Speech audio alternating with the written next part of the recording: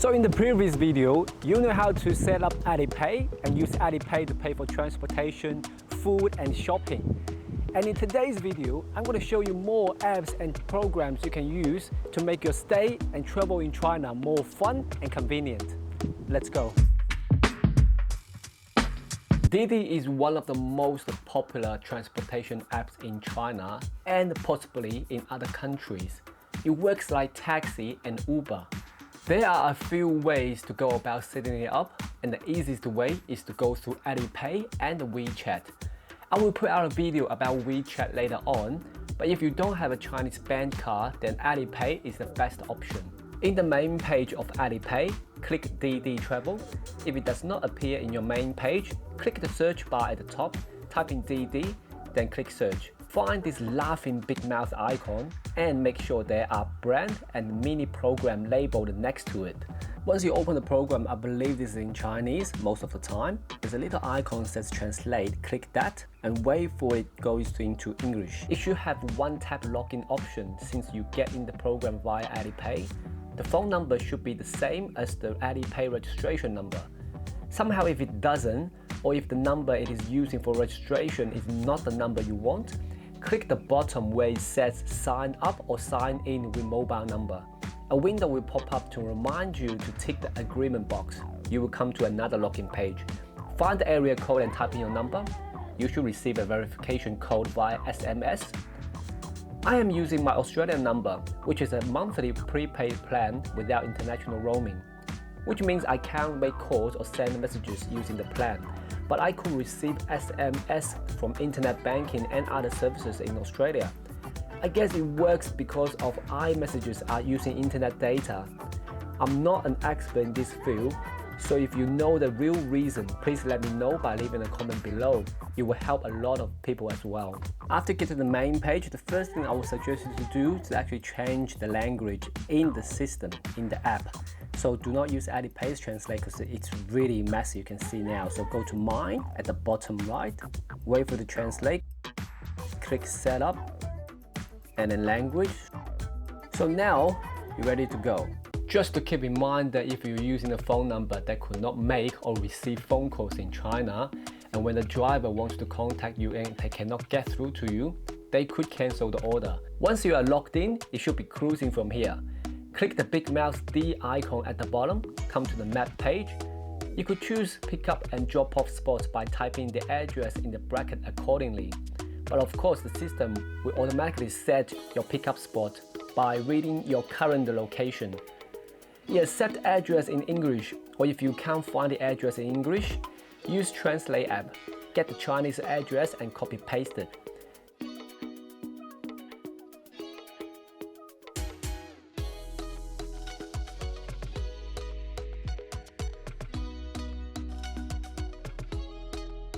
Even the Chinese translation may be wrong, AI will correct it for you most of the time.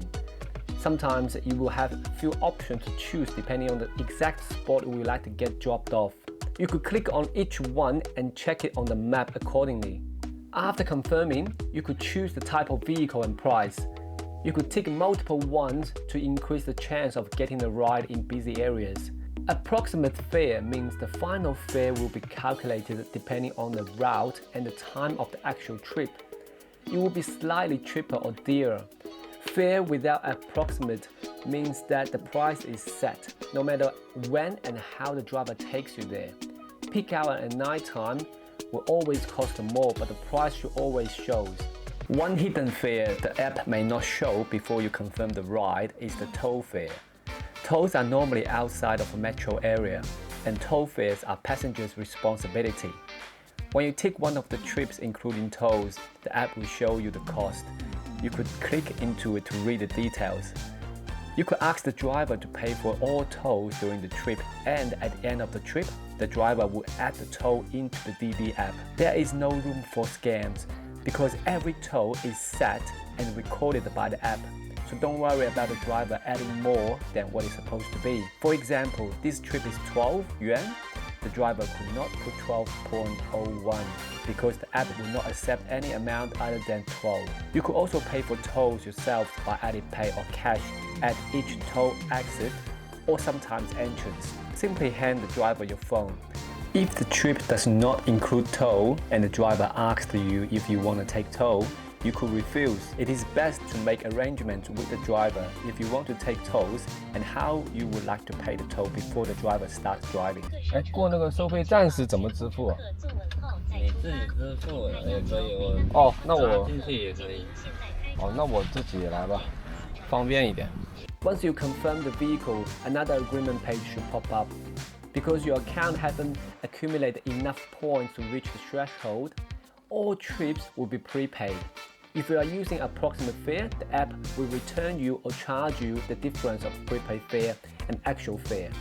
Check the fare and pay. Once the payment is done, you should be able to see the driver's details. When you got on the car, tell the driver your last 4 digits of your number to activate the trip. When the trip finishes, the driver will activate the app and you should see full fare details and the difference you have to pay to complete the trip. Click pay and you could rate the driver in etc.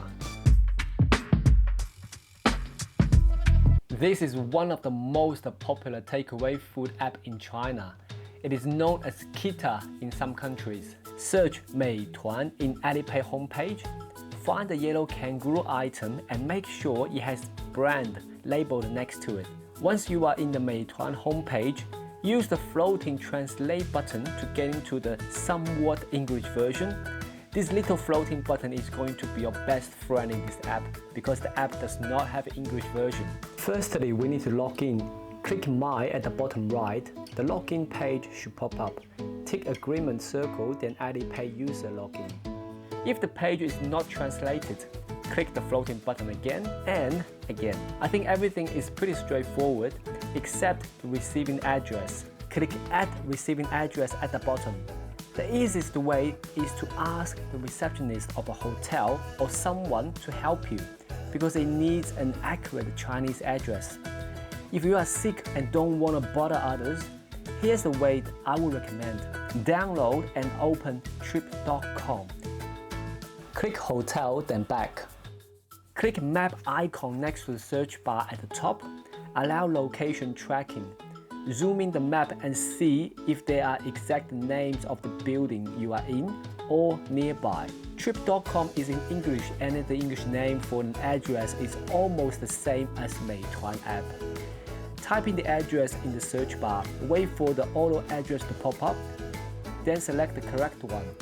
Fill in the apartment number and other details, then click Save.